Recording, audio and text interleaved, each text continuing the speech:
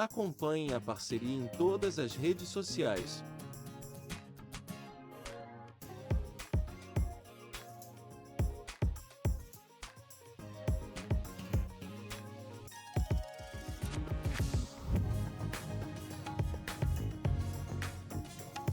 Só mestres.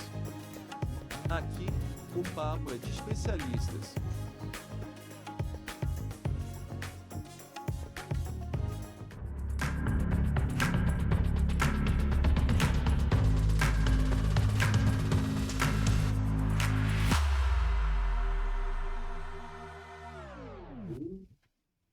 Viva! Está no ar mais um programa da A Parceria TV. Os Só Mestres, edição número 3. Já peço a vocês que estão nos assistindo para seguir as nossas redes sociais, lá no YouTube, marca lá A Parceria TV e também nos nossos canais do Instagram, a própria Parceria TV e a Parceria Contabilidade Digital. Hoje é um dia muito especial, hoje dia 20 de dezembro, próximo do Natal. Estaremos aqui fazendo um bate-papo super especial com personalidades importantíssimas da nossa comunidade de Ilhéus e comunidade religiosa da cidade de Ilhéus. Eu sou Christian Greski e estou aqui, como sempre, com ele faz a anunciação. Ei, Christian, hoje vai ser, pertinho do Natal, vai ser emocionante hoje aqui com os nossos convidados mais que especiais. Com certeza. E hoje o programa, a gente trouxe duas personalidades importantes para Ilhéus, para o mundo, pelo Claro. papel que eles exercem, né? Escolheram isso, essa profissão, ou essa missão, essa chamado, elevação, né? esse chamado. E hoje a gente vai falar aqui com o Padre Edson Agi. Olá, Padre. Olá, Elifaz, Christian. Então, um prazer estar aqui neste programa para batermos este papo nessa proximidade do Natal e também falarmos um pouco daquilo que nós estamos inseridos, que é a campanha para a restauração da Catedral de Ilhéus. Maravilha, seja bem-vindo aí. E o bispo Dom Giovanni Cripa. Olá, Dom Giovanni. Olá, Elifaz e Christian, é uma alegria estar aqui também para poder partilhar um pouquinho dos nossos sonhos, das nossas esperanças e da vida, né, de cada dia, de maneira que cada um de nós possa se manifestar aquilo que sente, as lutas, os desejos que estão dentro do nosso coração. Antes de você fazer a primeira pergunta, Elifaz, é sempre importante, antes de mais nada, a gente agradecer e principalmente agradecer a Deus, né? Não só porque hoje estamos aqui na presença de duas personalidades da Igreja Católica, importantíssimas para a nossa região, mas é porque é sempre importante ressaltar e pedir as graças de Deus e que conduzam da melhor forma o nosso bate-papo. E que todos que também estão nos assistindo, que tenham saúde, esperança e fé, que dá melhora da vida como um todo. E um dos objetivos, Padre e Dom Giovanni, um dos objetivos quando a gente pensou de montar esse estúdio aqui, que para algumas pessoas pode parecer que não, mas a gente batia muito na contribuição para a sociedade, né? Porque a gente tem um negócio, né? Cada pessoa tem o seu papel social e contribui de alguma forma, né? Mas a gente pensou da contabilidade, a gente sempre fala isso, né? Que a gente gera folha de mais de 6 mil pessoas aqui dentro. A gente cuida de mais de 300 empresas, então a gente tem um papel de cuidar disso para que gere emprego, né, gere dignidade para as pessoas. Mas quando a gente traz vocês aqui, e foi um dos objetivos da gente lá de pensar em todos os ângulos da sociedade, né? Eu sempre assim, às vezes em tom de brincadeira, em tom de seriedade, eu falo, o mundo está como está. Imagine se não existisse a igreja, não existisse a fé, não existisse... Eu falo do cristianismo, as pessoas às vezes acreditam em outras coisas, né? Mas a pessoa tem que crer, né? E a gente, quando fala da igreja, nós somos católicos, a gente está falando do cristianismo e da igreja católica. Mas, por conta disso, aí veio a pandemia, aí eu falava assim, o mundo já estava um caos, e veio a pandemia para testar como é que estava a fé das pessoas, né? Se as pessoas realmente tinham segurança, se as pessoas tinham em que se apegar, porque aí você via um carro na garagem, não podia andar. Você estava numa casa boa, não tinha como, só usufruía da casa. Aí tantas pessoas reformaram as casas para ficar melhor, porque pensava muito no fora, tinha roupa no guarda-roupa, não podia usar. Tinha um dinheiro para ir no hotel, não podia ir no hotel. E aí veio a pandemia fazer esse teste social nas pessoas, social e espiritual. E para começar, nessa linha, a gente trouxe uma pergunta aqui para o bispo. Qual o papel da Igreja Católica na formação espiritual dos fiéis e no apoio emocional das pessoas em momentos de crise? Mas, antes de tudo, precisa dizer que o papel da igreja é continuar a missão de Jesus Cristo, né? Ser a presença viva, concreta daquilo que Jesus falou e, sobretudo, realizou ao longo da sua vida. Então, o grande mistério revelado por Jesus Cristo é um Deus que entrou na nossa história, partilhou nossas alegrias, nossas dores, nossos sofrimentos, né? E deu um sentido a esta vida humana, dando à vida humana uma dimensão maior, né? Porque o cristianismo nos fala que Deus é amor, um amor, é o ponto de partida, o princípio de tudo. O ponto de partida é o ponto de chegada. Então, nos momentos mais difíceis, é recordar a origem da nossa vida, da nossa existência.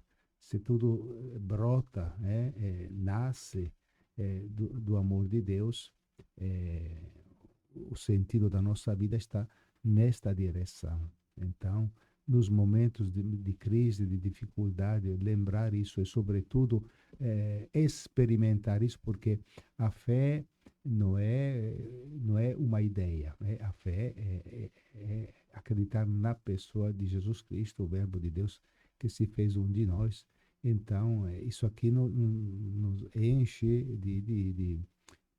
de coragem, né? De esperança para poder continuar. Então, a igreja não somente anuncia uma mensagem, né, do Evangelho, mas torna presente a mensagem do Evangelho. Então, a igreja é o lugar onde nós temos que procurar experimentar, vivenciar, testemunhar o amor que se torna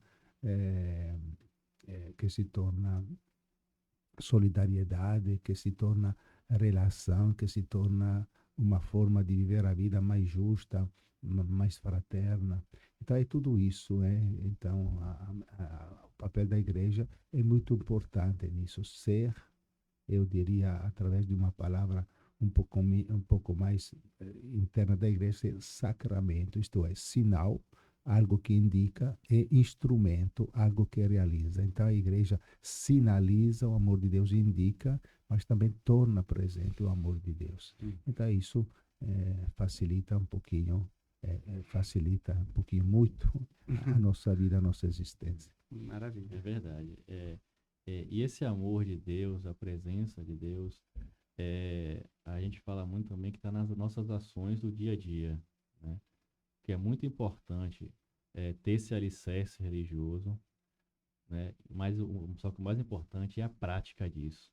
Eu entendo que a prática do dia a dia e da vivência da fé, das boas práticas, dos bons relacionamentos, das boas ações de um modo geral, formam todo esse arcabouço que tem a base religiosa, né, da pessoa, mas as ações contam muito também, porque não adianta eu ter uma base religiosa e ter ações que vão contra isso. É muito importante as ações, né? Então, até um pouco nisso, hoje nós estamos vivendo um período de muita dificuldade econômica, dificuldades sociais, né? Nossa cidade, especificamente a Plano de Ilhéus, tem muitos problemas que precisam ser resolvidos, e a igreja católica, principalmente, sempre foi um pilar da sociedade, né, e da caridade. Então, como que a igreja hoje promove a caridade para tentar minimizar um pouco a dor e o sofrimento dessas pessoas que tanto necessitam?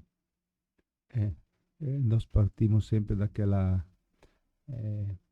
convicção que a fé sem obras é morta, né? Verdade. A fé tem que se traduzir em obras. E nós, digamos assim, a igreja, a diocese de Ilhéus, através das suas paróquias, das suas comunidades, ela tem uma presença capilar, né? porque tem a igreja matriz, então nós somos mais de 800, né, comunidades espalhadas nos 26 municípios que compõem a nossa diocese. Todas as paróquias, também as mais simples, aquela que tem também menos condições, tem sempre alguma atividade, alguma obra social, seja ela uma cesta básica, seja ela também cursos, pequenas creches, tem sempre algo que é realizado, é um sopão, isto é, várias atividades são desenvolvidas nas nossas paróquias. Depois do tempo da pandemia, isto incentivou ainda mais esta obra da igreja. Mas nós, por exemplo, temos a pastoral da criança, né, como uma das obras sociais. Temos aqui também a Fazenda da Esperança, aqui em Ilhéus, que é uma expressão para os dependentes químicos. Temos outras presenças, como a comunidade Novo Céu, que tem uma creche, uma escola no bairro do Iguape. Temos as Irmãs da Europa, sempre no Novo Ilhéus, e outras várias iniciativas, né, que, digamos assim, surgem, se não diretamente da igreja, instituição, também da boa vontade, digamos assim, do chamado, né, que também os nossos leigos e leigas, cristãos leigos e leigas, vão correspondendo, digamos assim, através de ações solidárias. Então é isso que é muito importante, porque também a igreja sempre teve. Se a gente pensar nos hospitais, de onde nasce nos hospitais? Da igreja. Depois o Estado, ao longo do tempo, foi, digamos assim, assumindo, se apropriando também das santas casas da misericórdia, que em muitas cidades ainda hoje mantiveram esse nome, mas tem uma origem sempre religiosa, porque o imperativo de Jesus foi ide, anunciar o evangelho e fazer com que todos os povos se tornem seguidores do evangelho. Mas neste ir e anunciar, a igreja nunca esqueceu esta realidade do fazer o bem, né? Também porque a caridade digamos assim, é o motor, o São Paulo fala, né? Pode desaparecer tudo, mas a caridade é aquilo que irá ficar, irá ficar, é a caridade. É verdade, eu acho que é muito importante também, cada vez mais, divulgar e comentar todas as ações da Igreja Católica, para que as pessoas possam cada vez mais se engajar, que o engajamento é fundamental, né? Na participação, não só financeira, com o dízimo, né? Mas também participar, né, mais da comunidade, participar da igreja, para que possam juntos ajudar e contribuir com toda a sociedade. Eu lembro bem que eu tenho uma relação bem antiga com a Igreja Católica. Eu nasci em São Paulo, mas fui batizado aqui, e também lá no Pontal, na Igreja São João Batista. Foi ali onde eu fiz minha primeira comunhão, foi ali onde eu fiz a crisma, foi ali onde eu casei, fiz o matrimônio, foi ali onde eu batizei meu filho primeiro, vai ser ali onde eu vou batizar o segundo, que vai ser, ele faz o padrinho do segundo. Foi ali também onde eu ministrei 3 anos de aula de crisma, na época do Padre Tota. Foi ali onde eu fiz o Vinde Verde também. Então, assim, é importante essa participação realmente da comunidade como um todo para contribuir com a igreja para uma melhoria da sociedade. Tem algo que a Igreja Católica, às vezes, digamos assim, preza ou visa, né? Este fato, né? O bem deve ser feito bem, mas sem muito barulho. Às vezes, o bem que é realizado não é muito propagandado, publicizado, né? Verdade. Deve ser conhecido, sim, mas deve ser... eu tenho um amigo, um jovem que agora é cardeal na Mongólia, né? Ele fez uma tese naquele ambiente a maioria, né, que é budista, né? A tese dele, do livro é sussurrar, né, para falar o evangelho, né?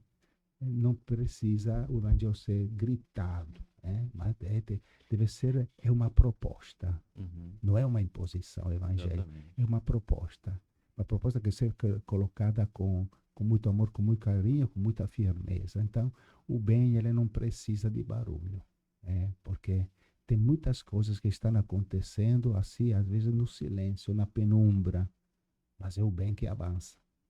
É agora o mal que faz muito barulho. Às vezes parece que o mal, digamos, sufoca, ou é maior do que o bem. Não.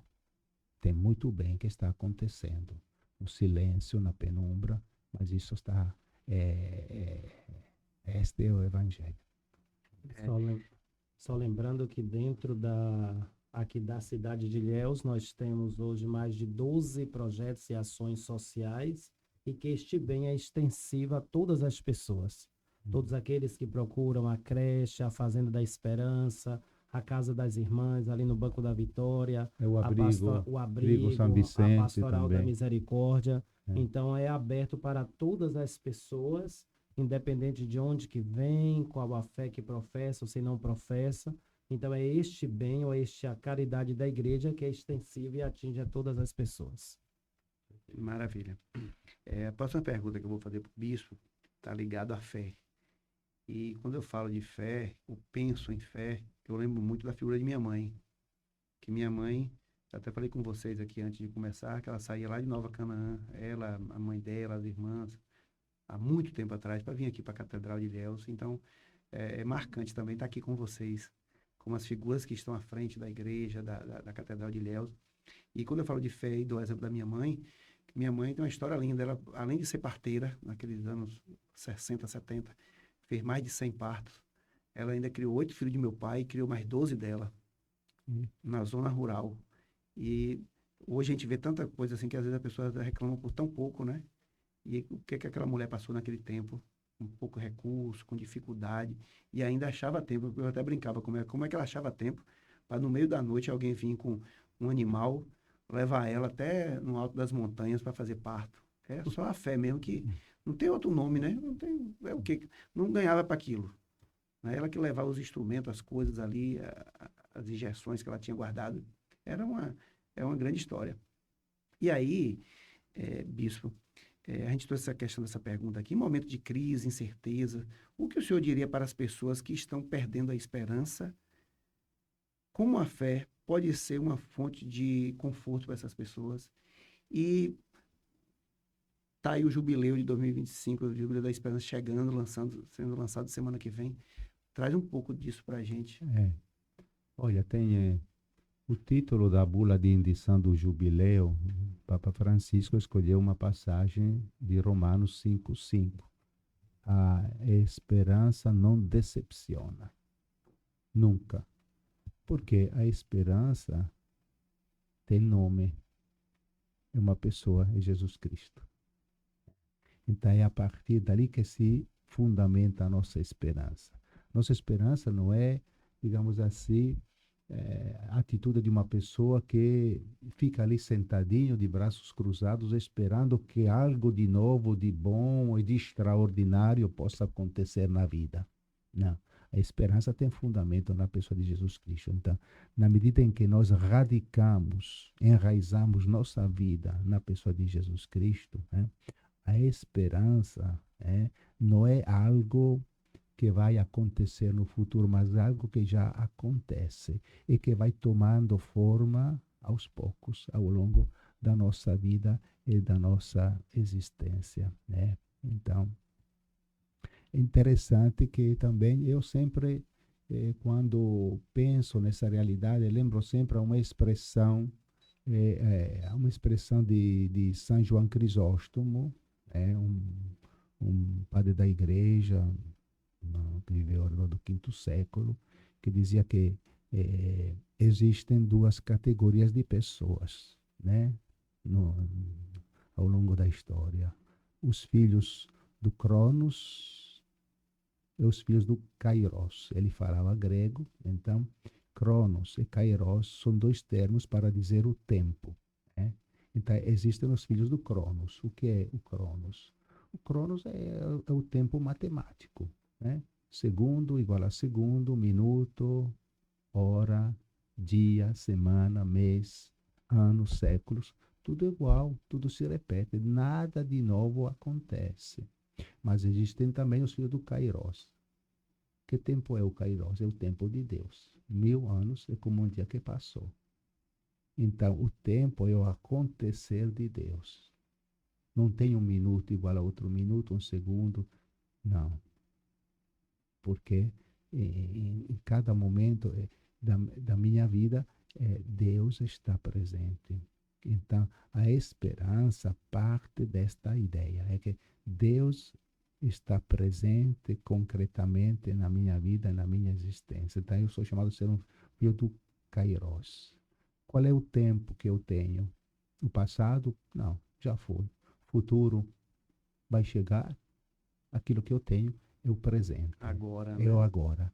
Então, uma Santa Teresina do Menino Jesus dizia, oh meu Deus, para te amar só tenho o dia de hoje. Não tenho o dia de ontem, não tenho o dia de amanhã, tenho o presente. Então, a esperança está fundamentada nesta certeza de um Deus presente na minha vida. É um Deus que esteve presente ao longo da história, que está presente na minha vida, e porque está presente na minha vida, se eu viver bem o presente, eu vou ter também este futuro. A esperança não pode decepcionar, porque a esperança cristã é uma pessoa, a pessoa de Jesus. maravilha. Como você falou aí, a gente estava falando exatamente sobre isso hoje. O tempo de Deus, quando algo não bom acontece com a pessoa, a gente fala assim, entrega na mão de Deus que vai dar certo, né? Ou às vezes a gente fala assim, como é que a gente falou hoje, daquela situação, tem mais que vem pro bem, porque Deus sabe das coisas, né? Às vezes ele está te livrando de algo É um livramento, que na a verdade. gente não sabe ainda, né? Mas às vezes quando a gente passa o tempo e olha para trás e fala, nossa, Aquilo teria Deus, que acontecer. Deus agiu e na época eu nem percebi. Reclamei porque algo não aconteceu, mas hoje eu sei que foi melhor para mim. E aquilo não tem acontecido porque Deus agiu e fez o certo. Eu não percebi na época, mas hoje eu percebo. E essa esperança e o tempo de Deus é justamente isso que você falou. A gente comentou isso hoje. É o inclusive. jubileu bem celebrado a cada 25 anos, né? Então, é lembrar o grande acontecimento que, digamos assim, dividiu a história para nós cristãos, o antes e o depois de Cristo. Então, Uhum. nós celebramos este acontecimento. Era uma tradição que vem do Antigo Testamento, em que, digamos assim, depois de 25 anos também, as terras, as propriedades eram redistribuídas, as dívidas eram apagadas, isto é um recomeçar novamente, este tempo novo. E quase o jubileu é começar como uma nova criação, porque nós precisamos voltar ao grande projeto originário de Deus. Então o jubileu está aqui, entrar neste grande sonho de Deus, que depois se torna realidade concreta definitivamente na pessoa de Jesus Cristo, aquele que revela plenamente o Pai. Então, nós fazemos memória a cada 25 anos deste grande acontecimento que marcou a história. Graças a Deus. E quando a gente fala de esperança, já que o jubileu tem esse tema da esperança, a gente não pode deixar de fora a juventude. É porque a gente sempre fala, né? O futuro são os jovens de hoje, né? Então, como assim qual a mensagem que a gente poderia deixar para a juventude de hoje, de um modo geral, assim? É que não é fácil hoje lidar, né, com todas as categorias de pessoas, com todas as idades. Mas Sim. com certeza a juventude hoje é solicitada, é tentada, às vezes até manipulada, né, por um tipo de hoje até de comunicação ou de realidades, né, Verdade. que nem sempre ajudam o jovem a ser ele mesmo, né? Porque hoje todo mundo que nos envolve quer aproveitar daquilo que nós somos e descartar tudo aquilo que já não serve e que não produz, que não gera lucro. Então, o jovem, este ser ainda é informação, né? Essa é informação. Todos nós, né? Até o final da nossa vida, somos seres de informação. Mas imagina um jovem, né? Que está começando a sua própria existência. Então, não é fácil, né? Caminhar com os jovens hoje, né? E, sobretudo, fazer digamos assim, o cristianismo, o evangelho faz uma proposta que não tem um resultado imediato. E hoje também nós vivemos na cultura do imediato. Logo, tudo logo, né? Então, os jovens hoje é educado e bombardeado para conseguir tudo, né? Tudo no agora. Então, esta proposta cristã é uma proposta que exige tempo de maturação. Mas eu acho que ainda hoje, né, nós temos um grande, é um dos maiores desafios que nós temos na nossa frente também na ação evangelizadora da igreja. Ultimamente, nós, depois do tempo da pandemia, já fizemos algumas jornadas nacionais da juventude. Este ano aconteceu sempre no último domingo de outubro, aconteceu na cidade de Ituberá este ano, né? Então, a resposta do jovem é sempre algo de bonito, né? Mas o problema é não somente juntar uma massa anônima de jovens, né? O grande desafio é acompanhá-los, também pessoalmente, também às vezes individualmente, porque juntar pode ser até fácil, é só, né, encontrar uma banda, alguma coisa, algum acontecimento, né, para juntar uma multidão. Hoje pode até ser fácil. Agora, ajudar o jovem, né, formar um jovem, fazer com que ele possa amadurecer, né, e sobretudo assumir própria vida, dando-lhe um sentido que vai além do imediato. Esse aqui é um trabalho que exige muito tempo. Nem sempre nós temos tempo e condições, e às vezes também o jovem não tem aquela paciência, né? De deixar as coisas amadurecerem ao longo do tempo. A gente na academia também fala isso, tá? Porque a gente está ensinando ali algo para a pessoa no futuro colher, né? Então você coloca essa coisa de acompanhar depois. A semente foi plantada, mas você tem que acompanhar até se vai brotar, se vai crescer, se vai frutificar, né? Então o abstrato hoje é complicado, porque o jovem ele vê na mídia todo dia vantagens, vê tanta coisa, mas eu vou estudar mais 3, 4 anos para depois a mesma coisa na fé, né? É muito imediato. E agora? O que é que eu posso ter agora? E lá em Ituberá, minha menina foi, a Manu, foi também esse ano, com o pessoal lá do Pontal de São João Batista. Falando dessa questão da fé, e que é algo verdadeiro, mas é algo abstrato, né? Então, você não consegue, a princípio, pegar. Então, minha mãe me ensinou muito a questão da fé, de você ver, né? Você sentir e ver. Então, quando a gente vê uma igreja católica, no meu caso, eu dá uma amolecida, até para você ver que aquele símbolo, não sei se o nome é isso, mas é a simbologia de que ali está, né? Que ali eu posso ir. E a gente tem nossa catedral, que está passando por um momento, né, de coisas especiais estão vindo aí. E aí agora eu vou perguntar para o nosso padre Edson, para falar um pouquinho da história, já que o programa vai ficar gravado e a gente vai estar levando isso para várias pessoas, até pessoas que não sabem essa história. Conta um pouquinho, padre Edson. A Catedral de Ilhéus, eu tendo a oportunidade agora de fazer uma leitura, um estudo, umas pesquisas, e ela traz algumas particularidades, tem alguns elementos que são bem bonitos, e interessantes de se pesquisar, de se estudar e saber por quê. Até porque é uma catedral das poucas dioceses na Bahia que construíram uma catedral, né? Então, a história da Catedral de Ilhéus, ela está ligada à questão econômica, à questão social, antropológica da cidade de Ilhéus. Então, ela nasce a partir, ali em 1913, é criada a Diocese de Ilhéus, e quando uma diocese é criada é porque há um crescimento ali populacional, um crescimento econômico naquela região ou naquela cidade. Então, depois de criada a diocese, a cidade, que é interessante porque a ideia de construir a Catedral de Ilhéus, a Catedral de São Sebastião, ela não nasce a partir da diocese. Até porque naquele momento a catedral era a igreja matriz de São Jorge. Mas ela nasce de um desejo da sociedade, das pessoas, de grupos de pessoas. Então, o prefeito da época dizia assim que ao progresso material deveria corresponder o espiritual.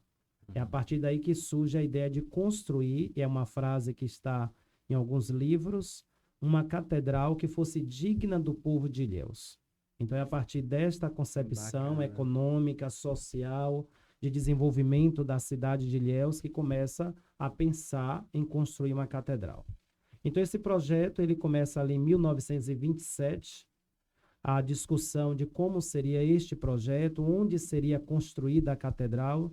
Tinha essa localização onde está hoje, que tinha uma igrejinha dedicada a São Sebastião, e um outro espaço lá na Cidade Nova. Então, a partir de 1927, nasce o projeto, se consolida o lugar, e em 31 que começa a construção. Então, do projeto até o dia da dedicação ou inauguração, foram 40 anos de projeto e de construção da Catedral de Ilhéus. Então, ela foi inaugurada, consagrada em 1967. Então, agora nós estamos caminhando para os 100 anos deste projeto, da criação, de construção e inauguração da Catedral de Ilhéus. Maravilha. Algumas curiosidades no sentido, por exemplo, que é uma das poucas dioceses em que o padroeiro da diocese é um e o padroeiro da catedral é outro. Por exemplo, o padroeiro da diocese é São Jorge, em nome da cidade de São Jorge dos Ilhéus. E da catedral é São Sebastião. Então, dois grandes mártires da igreja, né? Exatamente porque ali no lugar existia já uma devoção e uma capela dedicada a São Sebastião. E assim quis a história que aquela casa, a catedral, aquele templo fosse também sob o patrono de São Sebastião. É isso aí. Maravilha. E, ou seja, com toda essa história, desde 1927, não é isso? Aí já se vão para um século, né, de história, precisa cada vez mais ser preservada, né? E hoje, quando a gente olha de fora a catedral, a gente percebe que carece realmente de melhorias ali, e não sei profundamente quais são essas melhorias, que eu vou até comentar hoje, mas com certeza devem ser melhorias bem profundas para manter não só o marco religioso, mas também turístico da cidade de Ilhéus. Todo mundo que vem tem que passar pela catedral e ver a grandiosidade e a presença de Deus que tem ali. Quando a gente entra, parece que está entrando na paz mesmo, no que já é o local de Deus, mas quem está com problemas, entra ali, parece que sai sem problema. Todo mundo tem que... E olha que tem ilhéense que ainda não foi na catedral. Sim, Por incrível que pareça, né? Isso. Então, assim, como surgiu essa ideia aí de reformar a catedral, fazer essa revitalização? Primeiro, eu comentava com Dom Giovanni que há 1 ano e meio que eu estou aqui como cura da catedral, né? Que a catedral é a igreja do bispo, é a igreja mãe da diocese, é o sinal visível da unidade do povo de Deus naquela localidade. Mas, assim, observando, entrando e saindo, nunca percebi um dia nos horários ali que está aberta que não tem alguém lá dentro. Como o senhor disse aqui, está ali rezando, ou que vai ao médico, ou que está vindo do médico, ou que vai a um escritório, ou ao banco, ou que vai buscar a sua aposentadoria. Então entra ali para agradecer, para pedir a Deus a força, e, enfim, para qualquer ação nesse sentido. Mas hoje a Catedral de Ilhéus é um dos lugares o mais fotografado de Ilhéus é a Catedral. Se andarmos pela cidade, nós vamos perceber desde restaurantes, clínicas, a sua estampa está em todos os lugares. Uhum. Então, é um Verdade, ponto sim. referencial, não apenas para a igreja e nem para a cidade, mas também para esta região. Sim. Não conseguimos, por exemplo, pensar esta parte da cidade ou esta região sem esta catedral. Então, Sim. ela tem uma importância que vai além da questão religiosa ou doutrinária para todas as pessoas. Da inauguração até agora, já vão completar 60 anos, em 2027. Ela nunca passou por uma grande restauração. Tiveram pequenos reparos ou algumas reformas. Então, nestes últimos 20 anos, desde 2003, que estamos conversando a respeito de uma grande restauração. Não seria reforma, mas restaurar, porque precisa recuperar os elementos arquitetônicos que estão ali na composição da catedral. Então, uma grande restauração. Então, por questão de segurança e também de devolver a ela a sua beleza, que tem a sua beleza própria, é que nós precisamos agora unir forças, convidar todas as pessoas de boa vontade, toda a sociedade regional, ilhéense, para entrar nesse projeto. Então, é um projeto de restauração para a catedral, que começa pela uma avaliação da estrutura, até mesmo o escoamento pluvial, que é um dos grandes problemas, são as infiltrações. Então, precisamos de ter uma empresa especializada em restauro para que possa fazer um diagnóstico do que será feito a partir desta restauração. Então, nós lançamos nesta última sexta-feira, agora dia 13, uma campanha para a restauração da Catedral de Ilhéus, com o tema Uma Catedral de Todos. Então, queremos nestes próximos 3 anos, vamos pegar a motivação dos 60 anos da sua inauguração e dos 100 anos do seu projeto, do seu início, para recuperar, para revitalizar ou redimensionar alguns espaços. Até porque hoje nós temos 2 grandes problemas no entorno da catedral. Um deles é o problema ambiental, a questão ali dos pombos, que suja tudo, tem esse problema. E outra é uma questão social. São os moradores em situação de rua que estão ali no entorno da catedral também e que tem toda uma situação que precisamos resolver para que possa acolher a todas as pessoas que chegam, encontrar uma casa arrumada, limpa, cheirosa, bem acolhedora neste sentido. Então, nós lançamos aí esta campanha para a restauração da Catedral de Ilhéus. A gente viu aí o objetivo da campanha, né? E todos podem contribuir de alguma forma. Como que as pessoas que estão ouvindo o programa, que vai em casa, com o celular na mão, ouvir tudo isso aqui, como que a campanha foi montada para as pessoas poderem contribuir? Neste primeiro momento, nós estamos com 3 ações. A primeira ação é através de doações financeiras, a conta própria para a campanha, que é através do Pix, que nós vamos deixar aqui na tela para aquelas pessoas que queiram nos ajudar. Isso é muito bem-vindo, essa ajuda. Essa campanha a gente vai fazer a cada dia 20 de cada mês, que é o dia de São Sebastião. Então, agora já... Dia hoje, 20 agora já vai... Hoje já vai... Dia 20. Hoje já foi lançado hoje, né? Já estamos em campanha hoje para a Ótimo. doação do Pix, dia 20. E assim, a cada mês, no dia 20, se cada pessoa, em cada lugar que chegar a nossa informação, através do Instagram da campanha, ou aqui da parceria, ou do canal do YouTube, fazer uma doação. R$2, R$5, R$10, 50, 1.000, quanto puder. Importante é que todas as pessoas possam participar aonde a nosso apelo e a nossa informação chegar. Depois, nós vamos fornecer, colocar aqui. Ok. Depois a gente vai entrar com aquele sistema de rifa para espalhar em todas as comunidades, que é uma coisa que as pessoas gostam. Então, estamos procurando aí algumas apoio, doações para montarmos, colocarmos aí um carro para rifar, e onde esses bilhetes serão distribuídos a partir de janeiro e chegaremos assim. E a terceira ação, nós temos na catedral hoje 48 vitrais, todos estão quebrados, precisam ser restaurados. E aquelas pessoas, famílias, empresas que quiserem adotar um vitral, o valor vai de R$ 7.500, porque nós fizemos o orçamento individual, o valor de cada vitral. Então, no valor de R$ 7.500 a R$ 60.000 é o valor de cada um deles. Então, se no caso, vamos dizer aqui, a parceria quer adotar um vitral, lá vai ter o seu nome, porque é uma prática da igreja, sempre coloca, registra na história também isso. O nome de uma família, o nome de uma empresa vai impressa ali nos vitrais da catedral. Então, você vai pagando ao longo do ano. Então, empresas, famílias, pessoas que queiram adotar um vitral, você pode fazer isso, vai entrar em comunicação, em contato com a gente, escolhe ali, eu quero esse aqui do evangelista, dos apóstolos, das obras de misericórdia. O mais caro que nós temos, e tem uma curiosidade muito interessante, depois a gente vai estar também divulgando isso, é um vitral dedicado à primeira missa no Brasil, 1.500. Que é o maior que tem lá. Que é o maior que tem lá, que está Na entrada. na entrada. Então, são essas 3 ações.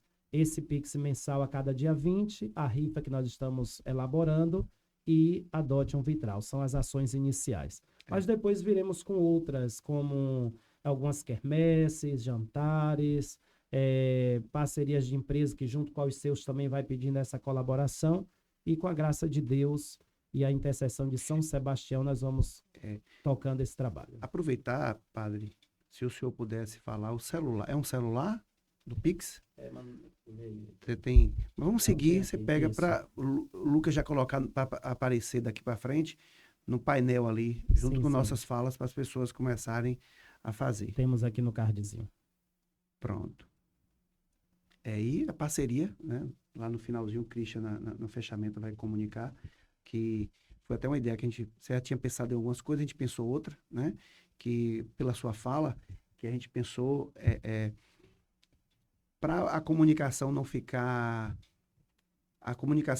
muito aberta, né? Que cada grupo, né? Ao invés de você falar nas suas redes sociais para todos, mas se cada um, dentro do seu grupo, eu vou fazer no Natal da família agora, a gente junta e lá tem 5 filhos, tem noras, ali vão ter 30 pessoas, no Réveillon da família, ou de amigos, né? Nas empresas, então hoje a gente tem aqui na empresa uma quantidade de funcionário, tem uma quantidade, graças a Deus, significativa de clientes, então tanto que a gente chama parceria, rede de negócio. Se cada grupo, né, trabalha essa coisa ao invés de a gente fazer uma campanha aberta, você ir afunilando para cada grupo e aí você tem uma capacidade maior de sensibilização, né, de trazer realmente as pessoas. Dá um presente para a catedral. Exatamente, né? Não, mas tem muito isso. A gente fala muito no Natal, né? Que às vezes você faz um banquete, faz tudo aquilo que tem nos natais. Alguns têm, outros não têm. Mas a gente às vezes fala assim, eu tenho o costume nos últimos anos falar, e o aniversariante, né? A gente fala muito isso. Natal é nascimento de quem? Então, às vezes, tem ali uma festança, uma comilança, e as pessoas esquecem do aniversariante. Então, nesse momento esse programa de hoje é oportuno, porque sem combinar, é no dia 20, o dia da primeira campanha diária, que vai ser os dias 20, né? E próximo ao Natal, que é um momento de tranquilidade, um momento de comoção, que as pessoas, né? Eu até deixei para o final aqui a questão do desacelerar. Então, esse programa para a gente está tendo também esse sentido para mim aqui vamos respirar um pouco, vamos voltar para o eixo, né? Porque é tanta correria, tanta dificuldade, tantas questões da vida no dia a dia. E aí, padre, para a comunidade local, qual o significado da catedral? Porque é tão importante preservá-la, mantê-la, né? Para a Diocese de Ilhéus, ela abrange 26 municípios, são 41 paróquias, cerca de 800 comunidades, e é a igreja mãe, é a referência, é a igreja que se une em torno do bispo, é onde acontecem as maiores celebrações, as solenidades dentro de uma diocese, é na catedral. Então tem esta importância. É o lugar do ensinamento, do governo, do bispo, do povo de Deus, daquela igreja particular. Então, para os diocesanos, os fiéis, a catedral tem toda esta referência. para a cidade de Ilhéus, ela tem uma referência histórica, tem uma referência arquitetônica, é um equipamento estimado para o turismo de Ilhéus. Então, todas as pessoas, elas falam, sugerem hoje, por exemplo, esse ponto, a beleza dele, o tamanho, a sua importância. As crianças, quando vêm, por exemplo, em grupos de escolas, de outras comunidades, de outras cidades, de algum interior, aí quando chega na catedral, fica assim, perplexo, ficam olhando, encantadas com os seus traços, a sua forma. Então, para a cidade de Ilhéus, ela é uma referência interessante, muito grande, tem a sua importância histórica, arquitetônica, até mesmo econômica, porque ela retrata e fala da história do povo de Ilhéus. A história está ali, a Catedral de Ilhéus, ela está entrelaçada com a história do cacau, a história do porto. Então, eram dois grupos grandes de pessoas que mantinham e que também ajudavam muito, que era a partir das fazendas, os fazendeiros e dos estivadores. A sociedade, na época, tinha esses dois grupos fortes. Então, ela tem toda esta importância histórica, não apenas religiosa, para a cidade de Ilhéus e para a região sul da Bahia. E falando da reforma em si, da restauração em si, como que essa restauração vai impactar a vida dos fiéis nas missas, nas presenças, quando eles vão lá? Como que vai melhorar a vida das pessoas que vão frequentar a catedral? Essa foi uma pergunta na cerimônia de lançamento da campanha, né? Porque as pessoas já têm assim, aquela esperança de que a obra já vai começar. Então, que já vai ter um andame hoje, que amanhã, e os pedreiros e o telhado, não. Primeiro, nós precisamos de recursos para fazer esta análise técnica profunda, porque nós temos algumas rachaduras do lado esquerdo, que é o lado da praia, e que precisa ser estudado com precisão, com técnica, né? Com tecnologia, podemos dizer assim. E para isso a gente tem um custo para trazer uma empresa deste porte para Ilhéus para fazer esse trabalho. Mas quando iniciarmos as obras por etapas, não vai que vai fechar quando for necessário para a questão da segurança. Por exemplo, a retirada dos vitrais. Então, naqueles dias, ela estará fechada e as celebrações vão acontecer na Igreja Matriz de São Jorge. Mas isso ainda tem um tempo, não temos esta programação. Então, a princípio, a gente não vai fechar, não vai impactar diretamente nesta frequência. Também porque a retirada dos vitrais vai ser mais nas naves laterais, né? Então, poderia ser isolado uma parte. Podem coexistir as duas coisas, mas pela segurança, às vezes, é melhor também transferir para para a igreja de São Jorge, certo? Nós temos um cuidado porque, assim, tanto a gente escuta ao pessoal da área de turismo, os guias. É uma frustração você ir em uma cidade em que você quer visitar aquele ponto e você encontrá-lo fechado. Então, a gente tenta deixar o máximo aberto para que todas as pessoas tenham este acesso, né? Possa fazer a visita que desejou, que chegou naquele dia. Até mesmo às vezes quando ela está fechada para a sua manutenção, então quando as pessoas vêm em grupos ali pela sacristia ou pela secretaria, ela pode entrar e ter esse acesso. Mas então, também é ruim quando vai fazer a visitação e está degradado também, né? Sim. Então é ruim do mesmo jeito. Não, hoje é uma, vamos dizer assim, eu não diria uma reclamação, né? Mas é uma observação que muitos turistas fazem, né? Sim. Mas essa catedral tão bonita e ela está desse jeito, então acaba que nos motivando. Nós estamos já quase um ano, né, Dom Giovanni, dialogando esta restauração. Então, a gente vem conversando com várias instituições, tivemos encontros com a Universidade Estadual de Santa Cruz, com o governo do estado, com a Prefeitura Municipal, com a Associação dos Guias, com a Associação Comercial, com outras empresas, Sicredi, Unimed, enfim, já várias reuniões. Tivemos algumas vistorias também da parte do Departamento de Engenharia da UESC. Então, não é que a gente ficou parado totalmente, só que, digamos assim, é um projeto que demanda muito trabalho. E, sobretudo, um trabalho de pessoas e empresas especializadas, porque também o tamanho, digamos assim, digamos assim, do monumento, digamos assim, que do prédio é grande, então não é qualquer empresa que poderá assumir este trabalho de Com restauração. certeza é muito trabalho, porque só pelo tamanho você já vê a dimensão do trabalho que vai dar, né?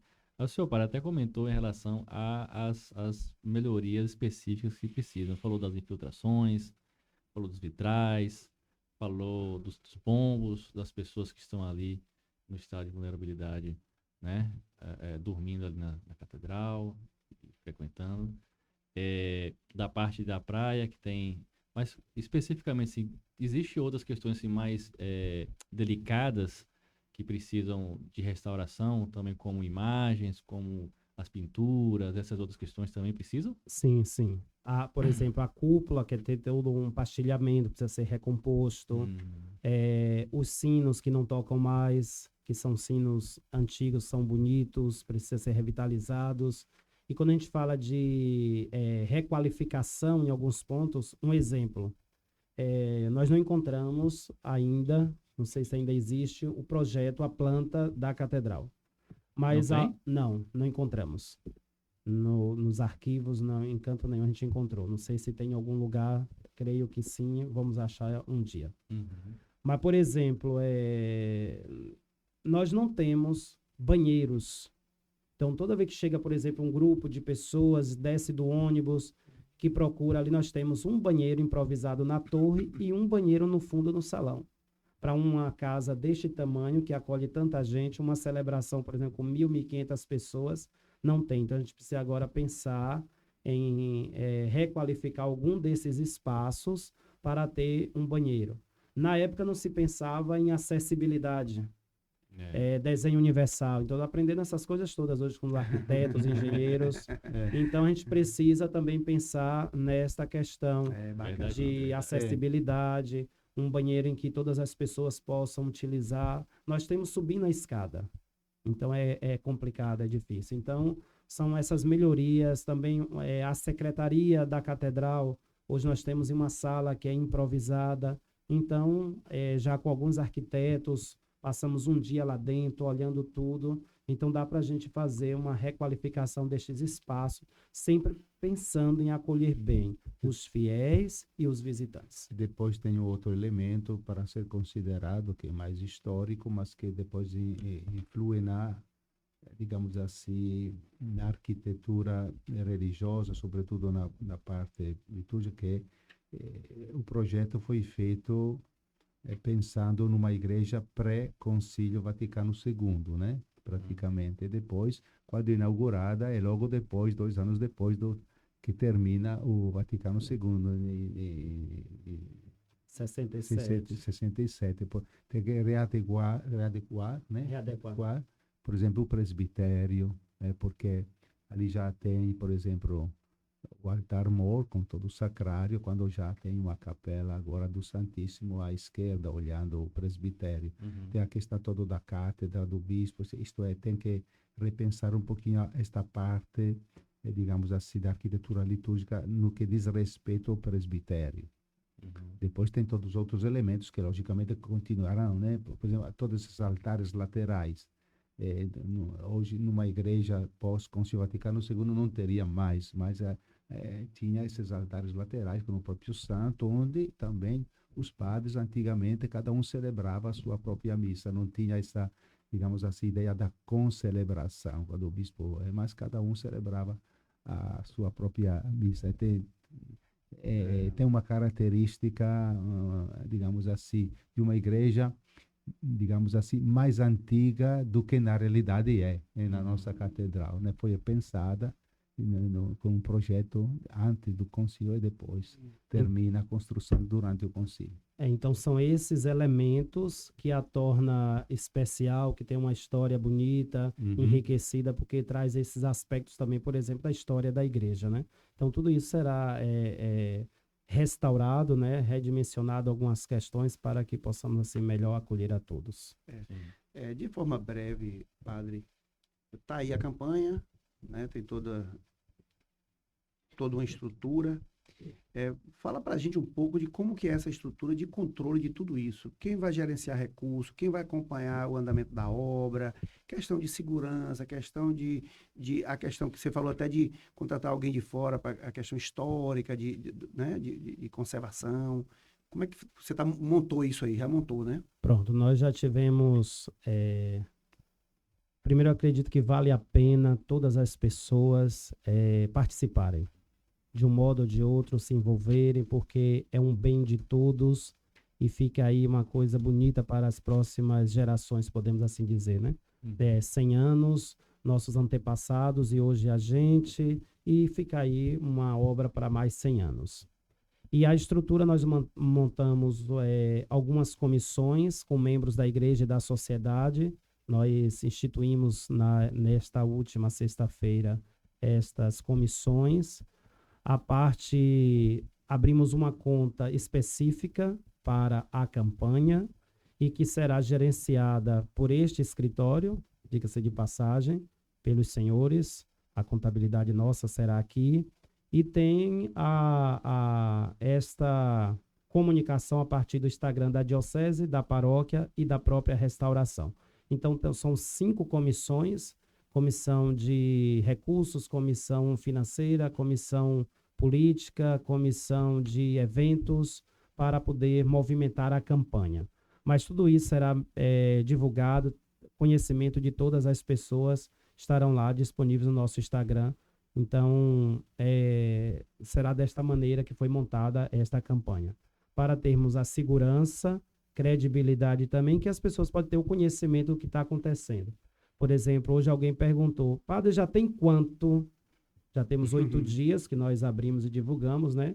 Então, temos cerca de R$ 2.500 que já foram doados através de Pix nesses 8 dias. Lembrando que hoje que é o dia que a gente está motivando as doações do dia 20 para o Pix. Então, está nessa logística aí, esta nossa campanha.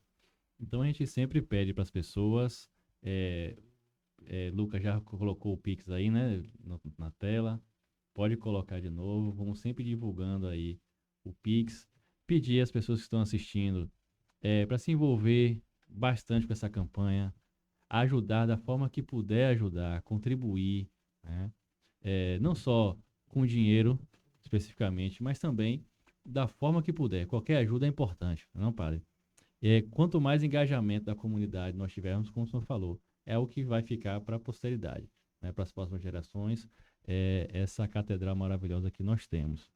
Então, a dica que também ele já deu, que nós vamos fazer, com os nossos clientes, os nossos funcionários, os nossos familiares, nós vamos fazer uma arrecadação interna da própria parceria para depois fazer um Pix global para a campanha, para que assim a gente tenha um engajamento maior. Porque como nós somos mais próximos das pessoas, a gente pode muito bem fazer essa solicitação, pedir essa doação, para que faça internamente para a parceria e que a gente depois faça para a campanha, para que a gente tenha o maior engajamento, o maior volume possível de recursos arrecadados. Então, quem está assistindo a gente aí, que tem a sua empresa, fale com seus funcionários, fale com seus familiares, fale com seus clientes, faça uma campanha própria para ajudar a catedral nessa restauração que vai ser tão importante para a gente, para a nossa cidade, para a Igreja Católica, para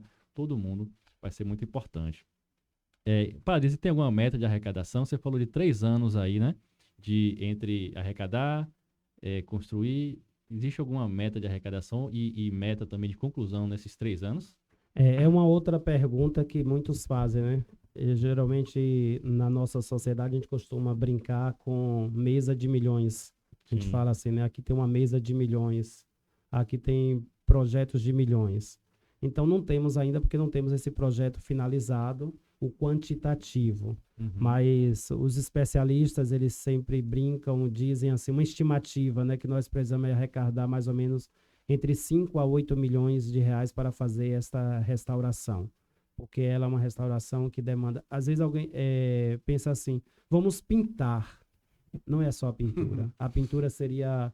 Não talvez, é restaurar, né? É a última, o último processo, né? Seria a pintura. Mas tem questões muito mais sérias do que a pintura. Então, Uhum. talvez uma estimativa em torno aí entre 5 e 8 milhões. Só o orçamento dos vitrais é 600 mil reais. Só o orçamento dos vitrais, que são peças artísticas, né? Não são vidros. Então, Uhum. só esse orçamento é 600 mil reais para fazer isso aí. Então, a nossa meta é, nesses 3 anos, conseguir fazer esse trabalho.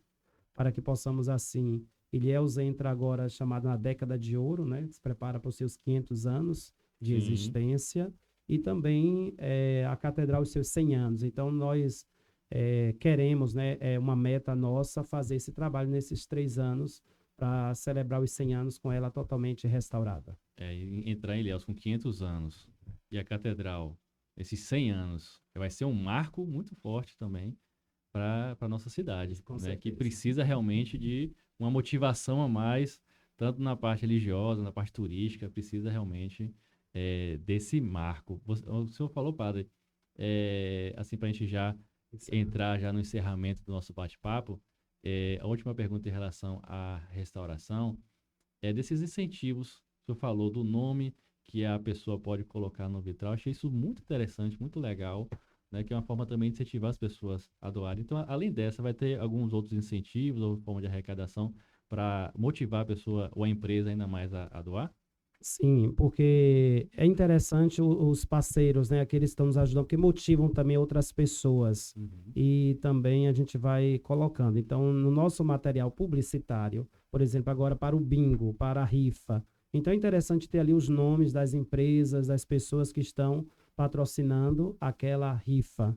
Uhum. Então, isso gera, além de dar também credibilidade, motiva e também um modo de, digamos assim, agradecer, né, por estar ali junto nesse trabalho. E como é que ele vai fazer para vincular ao vitral? Aí tem que entrar em contato, né? Entra Fora em o Pix, tem que contato, fazer exato. Entra em contato e a gente vai ter já reservar um vitral para a pessoa, por exemplo. Exatamente. Eu já... Está fazendo como é que fala, o cadastro, né? Com a Uhum. foto de todos os vitrais e os valores. E ali ele manda para você e você escolhe, diz assim, eu tenho aqui uma intimidade com João Batista, por exemplo, então eu quero patrocinar esse vitral. Ele custa 9 mil, ele vai ser dividido aí, porque leva mais ou menos um ano, foi o que a empresa deu para o prazo. Ele estaria uma metade, 6 meses, outros 6 meses, outra metade. Então teria até um ano, vamos dizer assim, para pagar, né? E ali entra no vitral ali, acho que é um costume da igreja, muitas igrejas têm os vitrais, tem o nome ali da família que doou aquele vitral. Bacana isso Fica aí. meio que perpetuado ali na história, né? Acho muito legal, inclusive já quero reservar um pra gente, viu? Quando sair essa relação, manda pra gente logo que eu já quero um vitral. Nós temos agora, e bom isso, né, que nós temos, acho que já seis vitrais já, vamos dizer assim, reservados para... Tem 7 agora. Pronto, muito bem. Pronto. Então, Primeira missa. a primeira missa, da primeira missa é o grandão de 68 mil. É o grandão. O grandão, mas vai dar tudo certo. E assim, como eu já falei, eu vou repetir rapidamente, né, que a gente já está para fechar aqui. O dia foi oportuno, né, principalmente está próximo do Natal, há 5 dias do Natal. E para a gente encerrar, inicialmente aqui, começando pelo bispo, você deixar uma mensagem de Natal para as pessoas que estão nos assistindo, bispo. Muito bem. Aquilo que se falava, né? Na verdade, às vezes se pensa que o Natal seja o aniversário de Jesus. Não é, não. O Natal celebra o mistério da encarnação do Filho de Deus, né? Que veio na nossa história partilhar a nossa vida. Eu acho que os votos para este Natal, que nós possamos contemplar este mistério. Às vezes nós não somos mais capazes de silenciar e contemplar este fato extraordinário de um Deus que se fez um de nós. Não tem nenhuma experiência religiosa que tenha esta mensagem fundamental, que um Deus que se mexeu conosco, né? De fato, o Emmanuel é o Deus conosco, né? Então, isso nos ajuda também a fazer com que nós possamos nos envolver, como Deus se envolveu com a nossa vida, e nós possamos nos envolver com a vida de Deus, com a vida também dos nossos irmãos e irmãs, e também digamos assim, diálogo no que nós fizemos, bate-papo sobre a catedral, nos fala disso, né? Uma catedral de todos, sentirmos parte de uma humanidade amada por Deus e que nós também temos que aprender a amar, né? A nossa humanidade, amar o nosso irmão, a nossa irmã e fazer também neste Natal a experiência de um Deus conosco e a experiência de nós com Deus. Com certeza, esta comunhão produzirá frutos muito bons na vida de cada um de nós. Então, que este Natal seja um Natal da proximidade, seja um Natal para cada um de nós, do interesse para com o outro, né? Que o Natal seja a expressão, né, do amor de Deus, que passa também através das nossas veias, do nosso falar, do nosso olhar, do nosso agir. Então, digamos, são os votos que quero deixar para cada um dos nossos ouvintes, né? Um feliz e, sobretudo, um santo Natal. Amém. Amém. Que possamos realmente estar imbuídos de toda essa sabedoria e essa religiosidade e que possamos botar em prática isso nesse Natal, realmente. Já agradecendo, Bispo Dom Giovanni, pela sua presença, por aceitar o nosso convite e pelas palavras também e toda essa comunicação que tivemos com os nossos ouvintes. Agradecer demais a participação. Ao Padre Edson, eu peço também que deixe uma mensagem de Natal aí para as pessoas, também para acrescentar ainda mais esse espírito natalino e de Jesus Cristo acima de tudo. Pronto. Mas antes eu quero agradecer pelo convite. Cristian, ele faz a parceria.